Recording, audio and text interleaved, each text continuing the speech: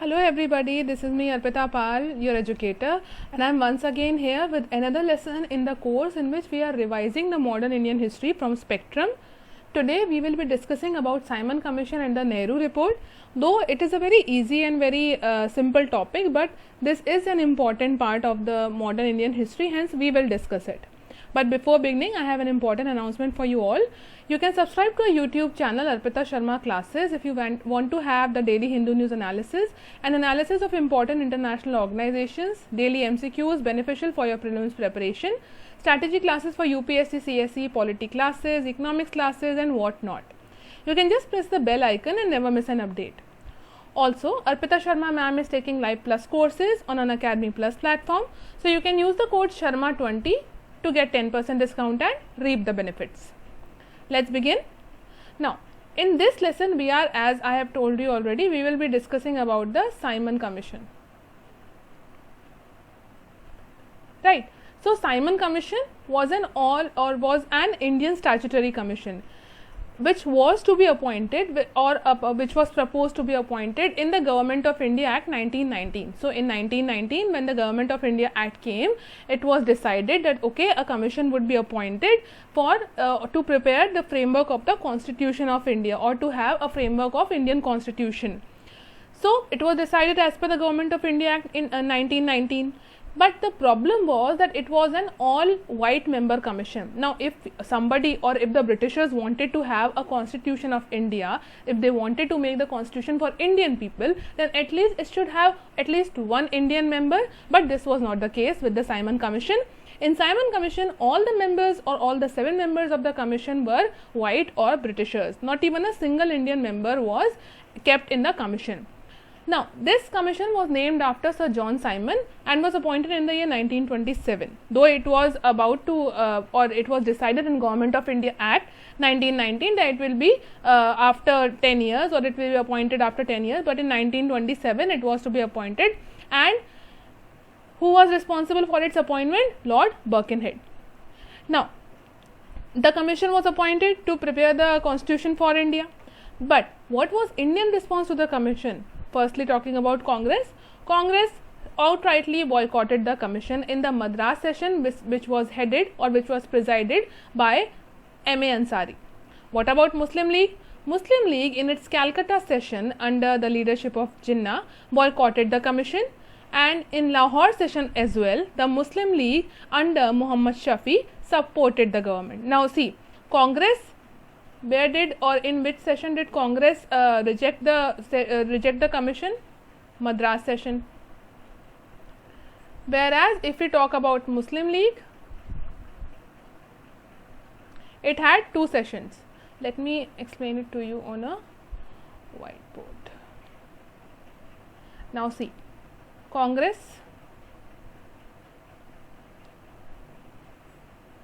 Madras session under M.A. Ansari rejected the Simon Commission.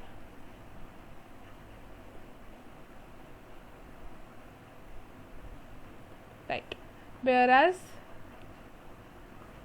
the Muslim League had 2 sessions, one under Muhammad Ali Jinnah and Muhammad Shafi, rejected, supported. This is what we are discussing right now. See, Muhammad Shafi, he supported the government at the Lahore session, whereas at the Calcutta session it was rejected. So, Muslim League had 2 stands in this decision. Now, also the Simon Commission was not boycotted by some parties like the Unionist Party in Punjab or the Justice Party in South. They were in favor of the British government. Though the public of the country, the maximum population of the country, boycotted the commission on its arrival in India, and when the commission arrived in India, it was welcomed with black flags and slogans of Simon go back, etc. Now, how did it lead to the emergence of a new wave? Now see, Nehru, Jawaharlal Nehru and Subhash Chandra Bose came as arrived as new leaders during the revolt or during the revolution which was against the Simon Commission. Punjab Naujawan Bharat Sabha, Workers and Peasants Parties, and Hindustani Seva Dal in Karnataka were the new social groups that emerged during this uprising. Also, there was a very bad moment when Lajpat Rai, he was severely injured because he was during the hartal which was conducted against which took place against which was for the boycott of the Simon Commission. Lala Lajpat Rai was also a part of that hartal, but he was severely injured by the lathi charge of the police, of the British police, and hence he was severely injured, and as a result he died on November 17, 1928. Also, Jawaharlal Nehru and G.B. Pant were beaten up in Lucknow. So, the government tried its best to suppress the uprising or the movement of the people which was against the Simon Commission. But it had a positive impact on the national movement as well. Firstly, what happened? That it gave an active program to Congress. Now, Congress was against the government. It also wanted to have though Purna Swaraj was not yet decided, but the Congress wanted to have a constitution for its country and wanted to have freedom, but there was not any active agenda with the Congress. So, Simon Commission or the boycott of Simon Commission gave an active agenda to Congress. Also, as Simon Commission challenged Indian politicians, so it united Indians. How? See, Simon Commission was here to prepare the Constitution of India, right? Because we were challenged, or Indians were challenged, that you yourself cannot make a constitution for your people, for your country. Hence, it is the duty of the Britishers that they will prepare a constitution for you. So, this was a direct challenge to Indian politicians. Hence, as a result, in response to the boycott of Simon Commission, or as a result, it united India. Hence, though it was a very negative approach, but it resulted in a positive impact on the Indian national movement as well. Now, there were some recommendations of the Simon Commission, such as the abolition of diarchy and establishment of an autonomous and representative provincial government. So, abolition of the dual government and establishment of an autonomous provincial government. Also, complete power to the government of India in case of high courts, not in the case of apex court, but in case of high courts. The Governor General will be having the power to appoint the members of the cabinet, but universal adult franchise was not granted. Also, communal electorates were to be retained. So, again, divide and rule policy of the Britishers was being followed, and Northwest Frontier Province and Balochistan had to have local legislatures, and they were to be given the right to be represented at the center. Also, Sindh to be separated from Bombay and Burma to be separated from India. These were some of the important recommendations of the Simon Commission. Then came the Nehru Report. Now, as I have already told you, that Indians were challenged to prepare a constitution for themselves. So, Motilal Nehru came with Nehru Report. How this progressed? See, in February 1928, an all parties conference took place, and the subcommittee was appointed under Motilal Nehru. The committee also consisted of Tej Bahadur Sapru, Mangal Singh, Al-Imam, Shoaib Qureshi, G.R. Pradhan, Subhash Bose, M.S. Annie, and many more. Most of the people of the committee favored a dominion status, whereas some of them also wanted complete independence. So, now there was already a division in the committee as well. Some of the people wanted a dominion status for India, whereas some of them wanted complete independence. Though majority favored the dominion status, but there was a minor group of people as well who wanted complete independence for India. What were the main recommendations of Nehru Report? Firstly, it demanded that we can have a dominion status with self-governing dominions in India. Also, joint electorates with reservation to Muslims at center and provinces where they were in minority in proportion to the Muslim population. So, they also retained the reservation to Muslims, but only in areas where they were in minority. Then 19 fundamental rights to be given with universal adult franchise with equality to women and right to form unions. Also, the 500-member House of Representatives should be elected by universal adult franchise. This is universal adult franchise, and a 200-member Senate to be elected by provinces. Now, if you can easily understand, then these are the ones which we call as Lok Sabha and Rajya Sabha today. The House of Representatives and the House of, or the Senate is the Lok Sabha and the Rajya Sabha in present scenario. Also, the central government to be headed by a Governor General, and the protection of cultural and religious rights of Muslims was also an important point. Also, the state should completely dissociate itself from religion, that the state should not interfere in religious matters of the people, and it should completely disassociate it with religion, from religion. These were some important recommendations of the Nehru Report. But at the same time, there was some communal response to this as well. How? See, in December 1927, Muslim League had a session in Delhi, and the proposals or the points that were proposed in this session were known as the Delhi proposals.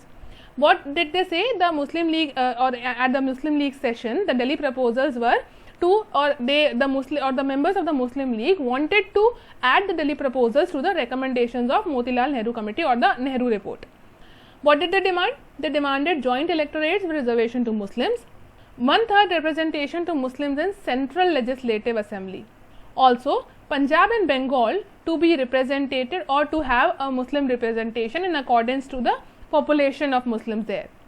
Also, 3 new Muslim majority provinces were demanded, that were Northwest Frontier Province, Sindh and Baluchistan. So, these were the demands of the Muslim League, or these were the Delhi proposals.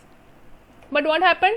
Now see, as I have already told you that this was the communal response. So, if Muslims were reacting or the Muslim League was reacting, then the Hindu Mahasabha also reacted.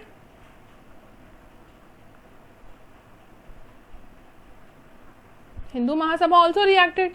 Hindu Mahasabha said no, we should have a unitary structure, but the situation was again complicated. Why? Because Muslim majority provinces were rejected by Hindu Mahasabha. So there was a situation of communal imbalance or communal complication. So what happened, that a compromise was reached and some changes or some amendments were made in the Nehru Report. What were the changes? The changes were that joint electorates will be present everywhere in the country. The reservation or joint electorates to Muslims everywhere in the country, reservation to Muslims in provinces where they are in minority in population, and a unitary political structure to be followed with residual powers with the center. If you are well aware with the polity, then we have the 3 lists: union list, state list and concurrent list, and there are then some subjects which are not included in the 3 lists, right? So they are with the center only, so that are the residuary subjects. Similarly, in the Nehru Report as well, the residual powers were to be with the center only. Now what did Muhammad Ali Jinnah demand? He said that 1/3 representation should be given to Muslims in central legislature, and Punjab and Bengal, reservation should be provided to Muslims according to their population, whereas the residual powers should lie with provinces. Now see, in Nehru Report, what was demanded? That the residual powers should be with the center, whereas Muhammad Ali Jinnah demanded the residual powers should be with the provinces. So there was a conflict of interest here as well. Also, there are some other important 11 demands of Muhammad Ali Jinnah, such as he wanted to have a separate electorates for Muslims, 1/3 reservation to Muslims, adequate representation to Muslims in services and self-governing bodies of the British government, and in central or provincial cabinet, 1/3 reservation to Muslims again, or 1/3 seats to Muslims again, and no bill should be passed without approval of 3/4 of a minority. This is important to remember this. So these were the recommendations of or in this lesson we have discussed the recommendations of the Simon Commissions, and then what was the conflict of the Nehru Report, and then why was the Nehru Report published, what happened after the Nehru Report, that what was its impact on the communities in India. This has been discussed in this lesson. I hope you have understood everything and you are revising it correctly. In case you have any query, you can feel free to comment in the comment section. I'll try and answer all your queries. Thank you.